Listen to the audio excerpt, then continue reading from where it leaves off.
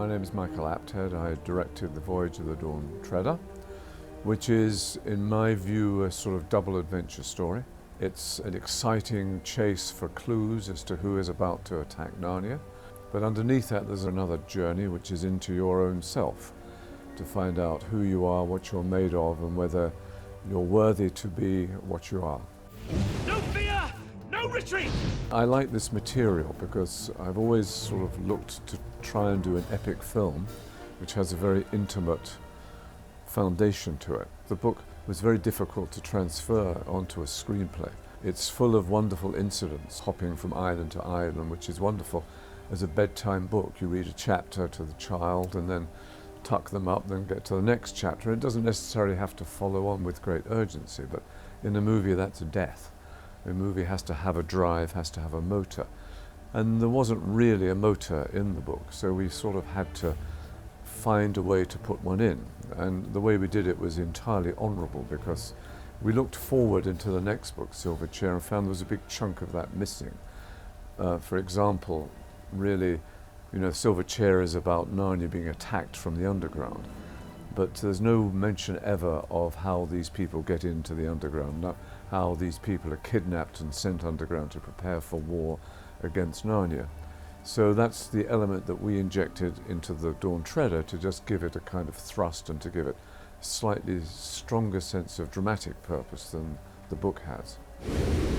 This whole issue with how to use visual effects. So this was a whole new departure for me and extremely scary.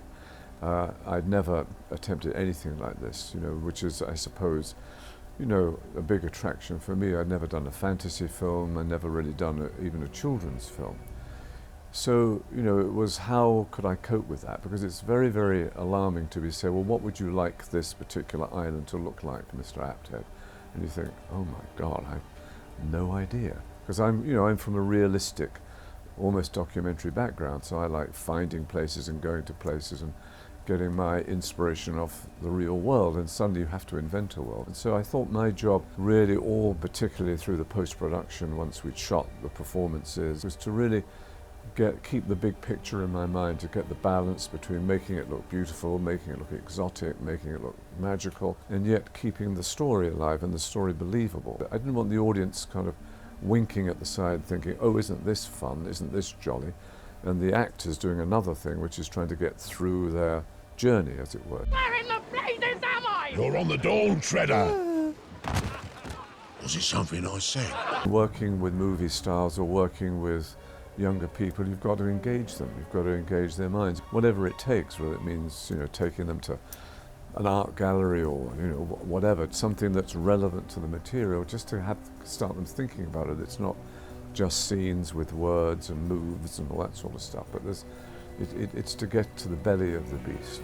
And so it's no different whatever I'm doing, whether even a documentary, you want to engage the person in it, you want them to reveal themselves, and you want an actor to reveal themselves. Oh, just smash the wrong thing! No, Eustace! No! Help me! Let go! When we shot the film, we cut it, and there's lots of blue screen and all this sort of stuff. And then over the next 10 months, when we were adding all these visual effects, you could see the film transform in front of you. And I've never lived through that, because I've never done a film which has had this level of visual effect. And it was wonderful and thrilling to see, week after week something new would be added to the film. The film would start to blossom over here, over there, whatever. And by the end of it, it was really a different thing from what I'd had before. And I'd never gone through that experience. And that's, I have to tell you, pretty seductive. Action! I was very, very well taught. I was taught on the job at Granada Television, and one of my mentors, I remember two of them, once said, there's no rules to directing. You have to make your own up as you go along. You have to figure it out for yourself. And the other one said, you have to own the material. You have to make the material yours. I don't write material, I didn't write this.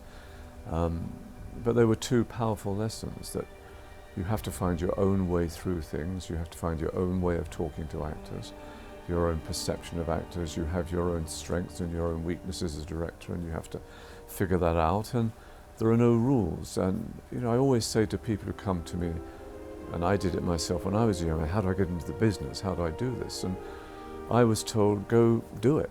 If you do it on a street corner, do it. And that was slightly bizarre advice when I was growing up, but nowadays it's possible because technology is available to anybody. We can all go out with a small camera, a tiny camera, and make a little film. It's hard work making a film. Well, it's going to war. I mean, it's a huge battle, not against enemies, but just a battle of organization, and to be able to see the woods from the trees. There's so much going on. There are so many different elements to it. It's just to know what is important and what you can delegate, what you can't delegate. And that's the way you get through these vast minefield, which is a film of this scale, of this size and this cost. It's wonderful to get to my age and have new challenges, to be learning new things, and really that's all I'm really hoping for, that something will come up, it'll be a challenge, and I'll keep learning, because the only way to keep young is to keep learning.